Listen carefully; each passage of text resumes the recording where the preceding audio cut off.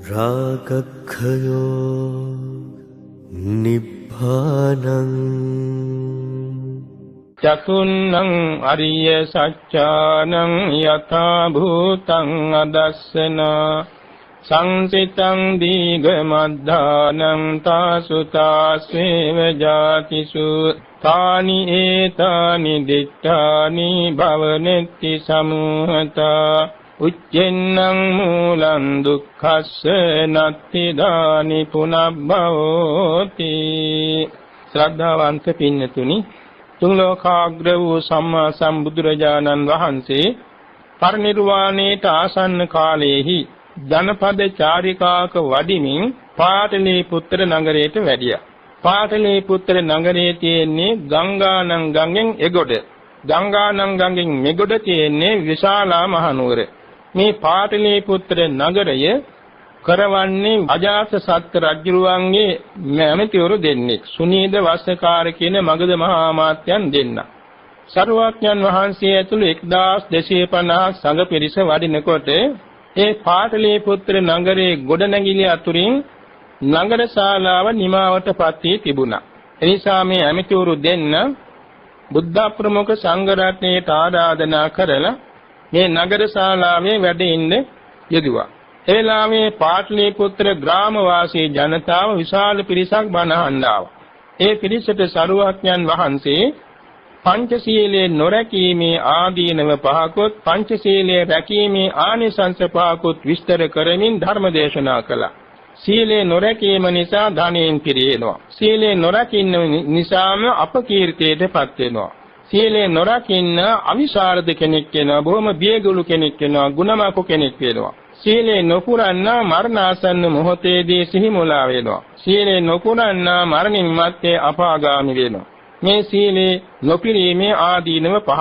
සීලේ පිරීමේ ආනිසංස පහක් දේශනා කළා. සීලේ පුරන්න ධනවත් වෙනවා. සීලේ පුරන්න ධනවත් වෙන්නේ සීලවන්තයා නිකරුණේ ධනෙ වැය කරන්නේ නැහැ.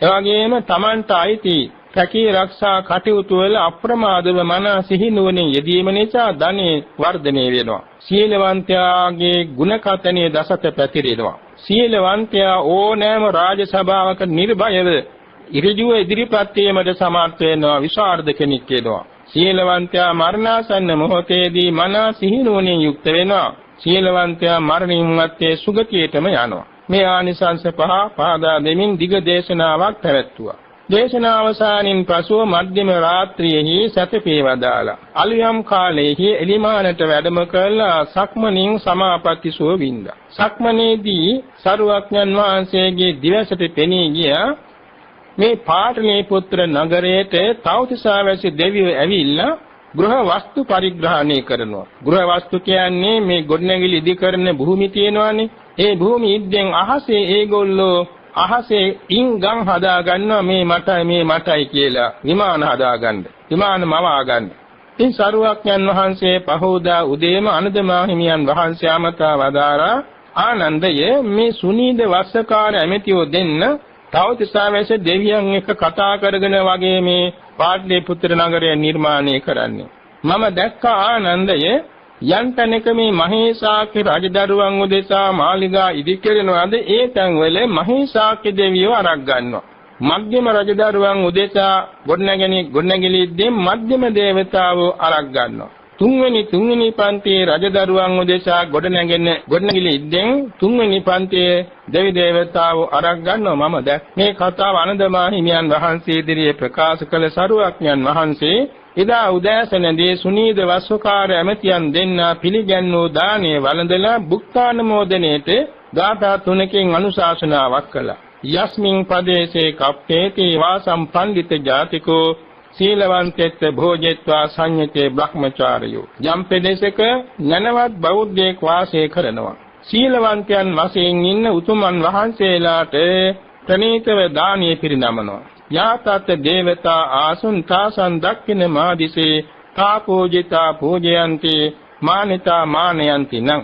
එසේ මේ දම්පින්කම් කරලා ඒ ප්‍රදේශවාසී ආරක්ෂක දෙවියන්ට පින් අනුමෝදන් කරනවා. ඒ පින් අනුමෝදනාවෙන් දෙවියන්ට ගෞරව කළා වෙනවා, බුහුමන් කළා වෙනවා. එසේ බැවින් මේ දෙවි දේවතාවෝ ඒ පින් පමුණවන අයට බොහොම අනුකම්පා කරනවා. තතෝනං අනුකම්පන්ති මාතා පුත්තං ඕරසං දේවතානුකම්පිතෝ පෝසෝ සදා භද්‍රානි පස්සති. එසේ දෙවියන්ගේ අනුකම්පාවට ලක් වෙනවා. හරියට දෙමව්පියන් විසින් දරුවන් රැක ගන්නාක් මෙන් ඒ පින්කම් කරන අයට ආරක්ෂාව සලසා දෙනවා. ඒ දෙවියන්ගේ ආරක්ෂාව සලසා ගන්නා ලද ඒ පුණ්‍යවන්තයා බොහෝම නිරුපද්‍රිතව තමන්ගේ ජීවිතය දෙලව දියුණුවට සුගතියට නිවනට ගමන් කරන වාසනාවන්ත ජීවිතයක් බාට පත් කරගන්න. මේක තමයි මේ ගාථා තුනේ කෙටි තේරුම. ඒ දේශනාවෙන් පසුව සරුවක්ඥන් වහන්සේ වැඩියා ගංගානම් ගඟෙන් ඉගොඩට වඩින්න විශාලා මහ නුවරට.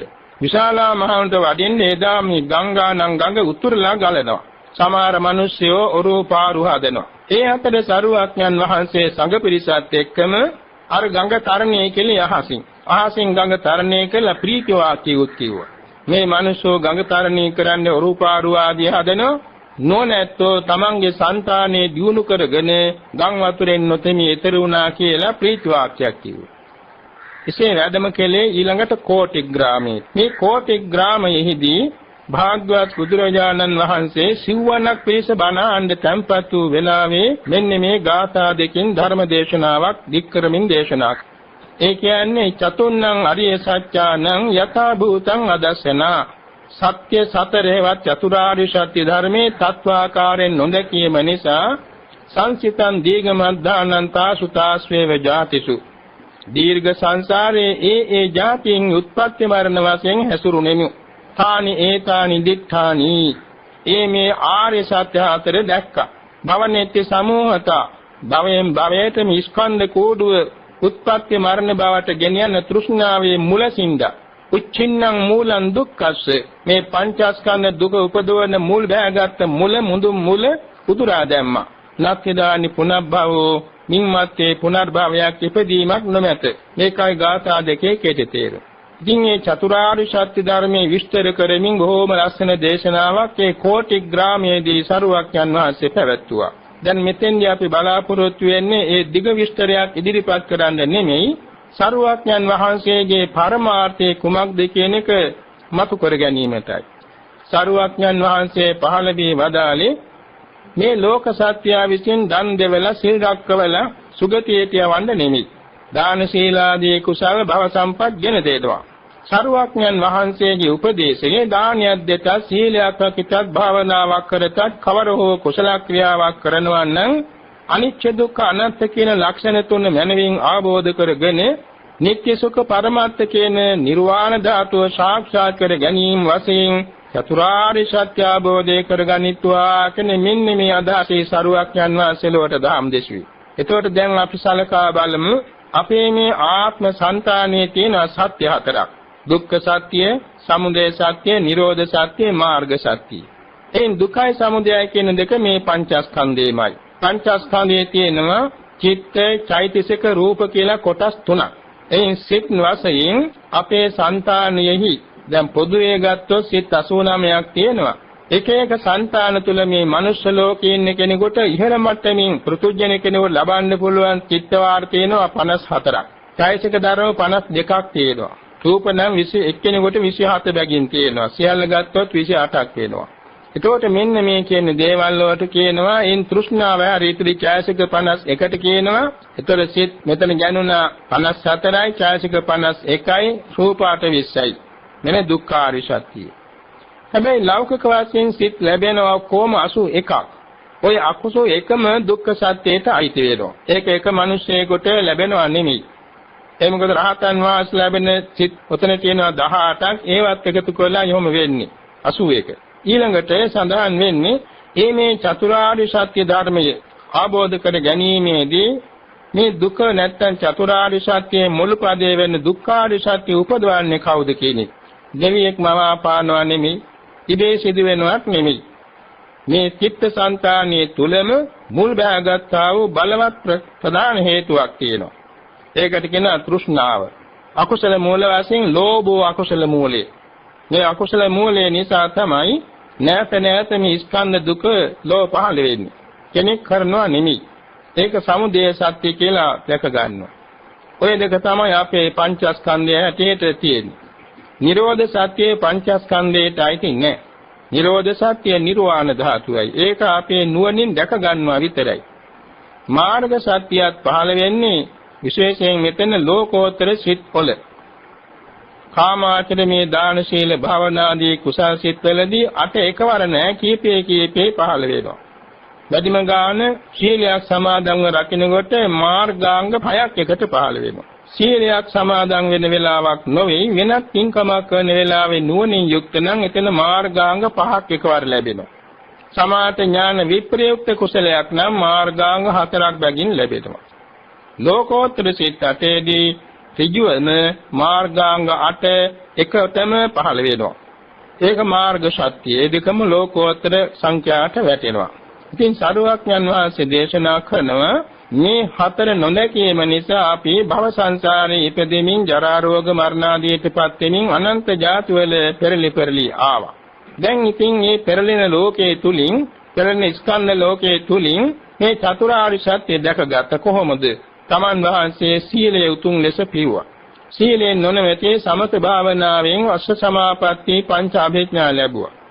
ඒ අෂ්ඨ සමාපatti ආලෝකයෙන් මේ ස්කන්ධ කූඩේ තියෙන රූප කලාප නාම කලාප සියල්ල දැකගත්.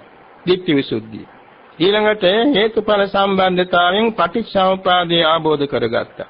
ඊළඟට උද්‍යාව්‍ය ඥානෙ පහළ කරගත්තා. ඊළඟට බංගානුපස්සනා ඥානෙ පහළ කරගත්තා. ඊළඟට බයතුපට්ඨාන ඥාන, ආදීනව ඥාන, නිබ්බිදා ඥාන, මුංචිත කම්මිකා ඥාන, පටිසංකානුපස්සනා ඥාන, සංකාරුපේක්ඛා ඥාන, අනුලෝම ඥාන කියන මේ ඥාන පෙළියට හිතේ පහළ වුණා. ඊළඟට ගෝත්‍ර පරිකර්ම උපචාර අනුලෝම ගෝත්‍ර භූ කියලා ගෝත්‍ර භූ සිතින් නිවන් අරමුණු කරගෙන මාර්ගසිතරපත් වීමෙන් නිර්වාණ ධාතුව සාක්ෂාත් වෙනවා. ආරි සත්‍ය හතරම දැක්කා වෙනවා. මෙන්න මෙහෙමයි මේ චතුරාර්ය සත්‍ය දැකගනු ලැබෙන්නේ ලෝකෝත්තර මාර්ග සිතේ. ඒකයි භාග්‍යතුන් වහන්සේ දේශනා කළේ තානි ඒතානි දික්තානි. මේ ආරි සත්‍ය අතර මා විසින් දැක්කා. දකින්න යෙදුණා. දැකීමෙන් මොකද වුනේ? භවනෙත්ති සමූහතා. භවයෙන් භවයට මේ ස්කන්ධ දුක ගෙනියන තෘෂ්ණාව නැසනු ලැබුවා. එයින් සෝවාන් මාර්ගයේදී ආත්මාව හතකට වඩා ස්කන්ධ කෝඩුව පහළ වීමේ තෘෂ්ණාව ප්‍රහාණය වුණා. සකදාගාමී වීමෙන් එකවරක් පමණ ආපහු පැමිණීමට ඊට වඩා ආත්මාව නූපදනාසේ මේ තෘෂ්ණා ප්‍රහාණය වෙනවා. අනාගාමී මාර්ගයෙන් 11 කා භූමි ඉපදීමේ හේතු සම්පූර්ණයෙන් ප්‍රහාණය වෙනවා. අරිහත්ත්වයටපත් වීමෙන් සංසාරේ කොතැනකවත් පුනර්භවයක් නූපදනාසේ සංසාර ගමන අවසන් කළා. තෘෂ්ණාව සහ මුලින්ම ප්‍රහාණය වුණා. ඒකයි භවනෙත්ති සමූහතා. මේ භවයෙන් භවයට ස්කන්ධ කෝඩුවේ ගෙනියන මේ තෘෂ්ණා සංඛ්‍යාත මූල ධර්මයේ සාමුලින්ම විනාශ කළා. උච්චින්නම් මූලං දුක්ඛස්ස. මේ දුකට මුල උදුරා දැම්මා. නක්ඛිදානි පුනබ්භවෝ. දැන් නම් ඉතින් අපට පුනර්භවයක් නැහැ කියලා සරුවක්ඥන් වහන්සේ ඔහොම දේශනා කළා. ඉතින් දැන් බෞද්ධයන් වශයෙන් අපි කරන මේ සෑම පින්කමකම පරමාර්ථ වියුතු වන්නේ මේ ස්කන්ධ පරම්පරාව භවයෙන් භවයට ගෙනියනු ලබන තෘෂ්ණාව නැමැති භවනෙත්‍ය තෘෂ්ණා නැමැති මූල ධර්මයේ උදුරා දමා මඟඵල නිවන් සුව සාක්ෂාත් කර ගැනීමෙන් සංසාර දුකින් සදාට නිදහස් වීම පිණිසයි. ද්වේෂක්ඛයෝ නිබ්බානං